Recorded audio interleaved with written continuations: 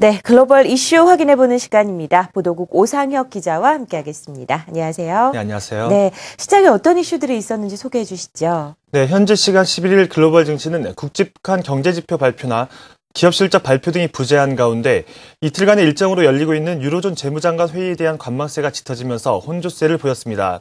뉴욕 증시에서 다우와 나스닥, S&P 500 지수 모두 약보합으로 마감했고 먼저 마감한 유럽 증시는 영국과 프랑스가 소폭 상승한 반면 독일은 약보합 수준으로 마감했습니다. 유로존 재무장관들은 이날 벨기에 브뤼셀에서 만나 그리스와 키프로스 등 유로존 재정위기국 지원 문제와 더불어 이탈리아 총선 진행 상황에 대한 얘기를 나눌 예정인데요. 이와 함께 일본의 엔저 정책으로 촉발된 글로벌 환율 전쟁에 대한 공조 방안도 논의될 것으로 보입니다.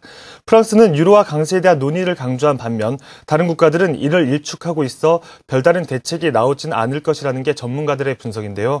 다만 미국과 유럽 등 주요 7개 국가들이 이번 주말 열리는 G20 재무장관 회의 이전에 글로벌 환율 전쟁을 완화하기 위한 공동 성명을 내놓을 것으로 알려지고 있습니다. 해외 주요 이슈들 함께 살펴보시죠. 먼저 호재성 재료입니다. 지난해 미국 주요 도시 10곳 가운데 9곳에서 집값이 상승하면서 주택시장 회복의 온기가 확산되고 있는 것으로 나타났습니다. 일본의 공격적인 환시장 개입이 국제적인 관심사로 떠오르고 있는 가운데 미국과 유럽 등 선진 7개 국가들이 일본발 환율 갈등을 진정시키기 위해 공동선언문을 내놓는 방안을 검토하고 있습니다. 유럽연합 정상들이 사상 처음으로 유럽연합 예산을 감축하기로 합의했습니다. 시장에서는 유럽연합이 유동성을 늘리는 것보다 선택과 집중을 통한 예산 집행이 더 바람직하다고 보기 때문에 증시에 호재로 작용할 것으로 전망됩니다. 다음은 악재성 요인입니다. 지난달 영국의 기업 경제심리 지수가 지난 1992년 이후 21년 만에 가장 낮은 수준을 기록하면서 성장 촉진을 위한 정책 전환이 요구되고 있습니다. 일본은행 차기 총재 유력 후보들이 엔저 정책의 불가피함을 강조하고 나서면서 일본발 통화 마찰이 쉽게 진정되기는 어려울 것으로 전망됩니다. 일본 아베 신조 정권이 주도하고 있는 엔저 정책 덕분에 일본 기업들이 1년 사이 5,300억 엔, 우리 돈으로 약 6조 2천억 원의 환차손익 개선 효과를 본 것으로 조사되면서 이웃나라 거지 만드는 정책이라는 국제사회의 비난은 한층 더 고조될 것으로 보입니다.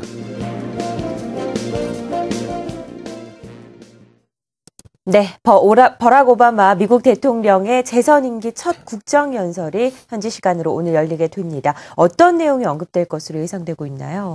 네, 현지 시간으로 12일 오바마 대통령이 집권 2기의 청사진을 제시할 새해 첫 국정연설에 나섭니다. 더 이상 선거에 대한 부담이 없는 만큼 이번 국정연설에서는 자신의 소신이 충분히 담길 수 있어 8년 임기 가운데 가장 중요한 연설이 될 것으로 예상됩니다. 올해 국정연설은 최대 과제인 경제에 초점이 맞춰질 것으로 보이는데요. 가장 먼저 경제 성장 촉진은 물론 미국 중산층에 대한 압박 완화를 위한 큰 틀을 제시할 것으로 보입니다. 구체적으로 사회 기반 시설과 대체 에너지, 교육 등에 대한 투자 방안을 내놓을 것으로 예상되는데요. 특히 중산층 감싸안기에 적극 나설 것으로 보입니다. 한 소식통에 따르면 오바마 대통령이 장기적인 성장을 위해서는 중산층의 번영이 필요하며 미국인들에게 성공을 위한 도구가 주어져야만 한다고 강조할 것이라고 전했습니다. 이와 함께 재선에 성공한 만큼 공화당의 일자리 창출 노력 부족 등 비난에 대한 적극적인 반박 역시 연설에 포함될 것이라는 분석입니다. 특히 3주 앞으로 다가온 연방정부 자동 예산 삭감, 이른바 시퀘스터에 대한 경고도 빠지지 않을 전망인데요. 이 기간 내에 미국 정치권이 합의점을 찾지 못할 경우 당장 850억 달러 규모의 재정 지출을 줄여야 하는데 이러한 결과는 수년간의 침체기를 가까스로 극복하기 시작한 미국 경제에 큰 타격을 줄 것이 분명하기 때문입니다. 오바마 대통령은 지난주 시퀘스터 시행 시기를 석 달 연기하고 일부 지출 삭감과 세수 확보 등을 골자로 한 단기 처방안을 제안했지만 야당인 공화당은 이를 반대하고 있어 이번 연설에서 어떤 내용으로 공화당을 압박할지 관심이 모아지고 있습니다. 이런 가운데 북한 핵실험이 임박해 있고 미국이 이전 핵실험보다 훨씬 민감하게 받아들이고 있는 만큼 이번 국정연설에서 이에 대한 언급이 나올지도 주목됩니다.